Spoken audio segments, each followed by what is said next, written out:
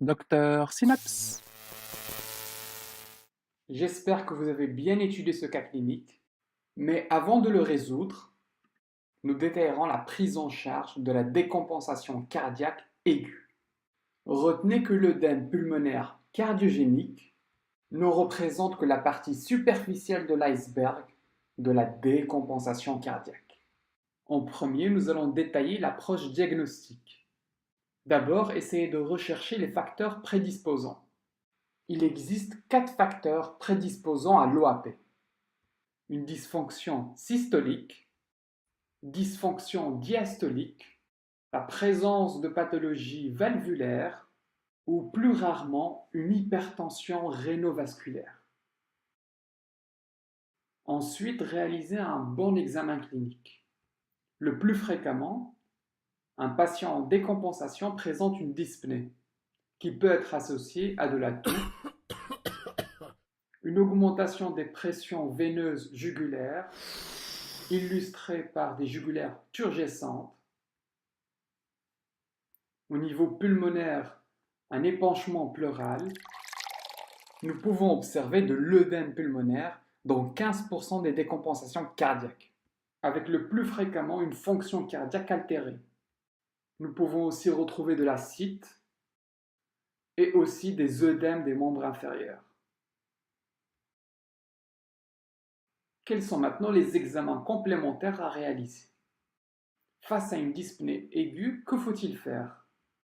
Je vous réfère au diagnostic différentiel de la dyspnée aiguë lors de ma précédente vidéo et surtout ne pas oublier l'embolie pulmonaire.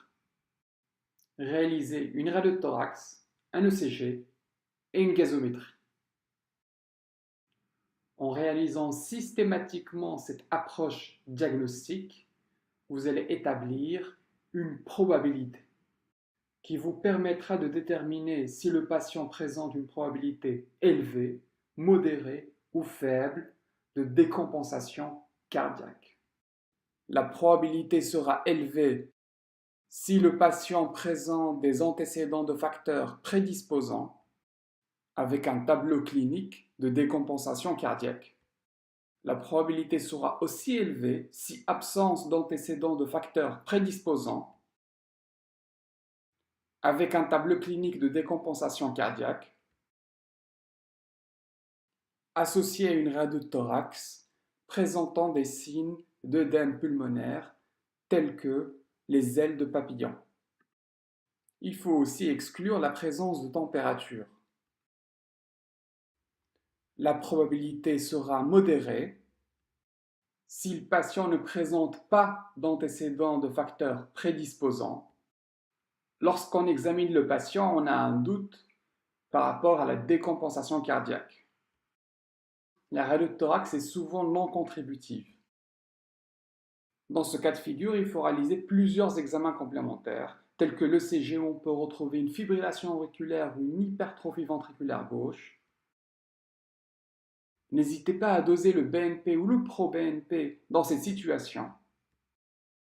Notez que l'augmentation des pro-BNP dépend de l'âge. Exemple, les pro-BNP seront positifs chez un patient qui a plus de 75 ans lorsqu'ils dépasseront 1800. Dernier cas de figure, faible probabilité diagnostique. Le patient ne présente pas de facteurs prédisposants. L'examen clinique n'est pas en faveur d'une décompensation cardiaque. La radio du thorax ne montre pas des signes de surcharge. Et un ECG qui n'est pas en faveur d'une cause cardiaque. Dans cette situation, n'hésitez pas à réfléchir aux autres causes de dyspnée aiguë. Essayez de revoir mon ancienne vidéo où je détaille le diagnostic différentiel des dyspnées aiguës.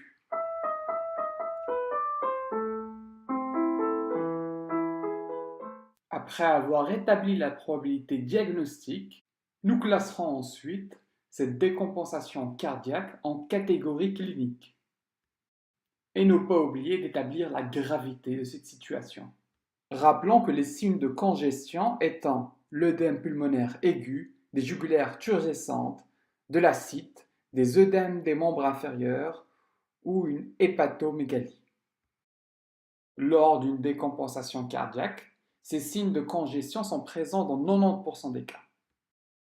Si le patient ne présente pas de signes d'hypoperfusion, il sera chaud, en plus congestionné, c'est-à-dire rempli de liquide. Cette catégorie est la plus fréquente, elle représente 70% des cas. Si le patient présente une hypoperfusion, il sera cyanosé, c'est-à-dire froid, et ici en plus congestionné, c'est-à-dire rempli de liquide. Cette catégorie représente 20% des cas de figure. Il est plus rare de retrouver une décompensation cardiaque sans congestion. Cette catégorie représente 10% des cas. Le patient peut être chaud et sec ou froid et sec.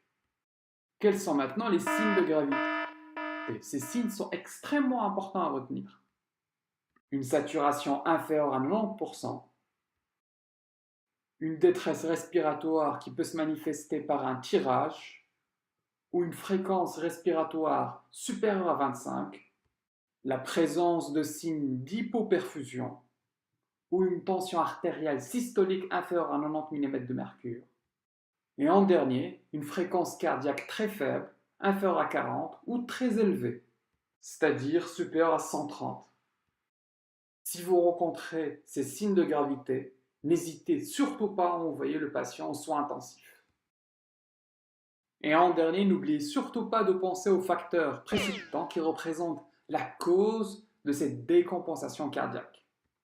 L'ischémie ou l'infarctus, l'endocardite, la crise hypertensive, les troubles du rythme ou l'incompliance au traitement. Maintenant que vous avez une tête bien pleine, je vous conseille d'utiliser cette approche systématique afin de résoudre notre cas clinique. À bientôt! Merci d'avoir suivi cette vidéo. N'hésitez surtout pas à me communiquer vos questions, vos éventuelles remarques et de me proposer les sujets qui vous intéressent.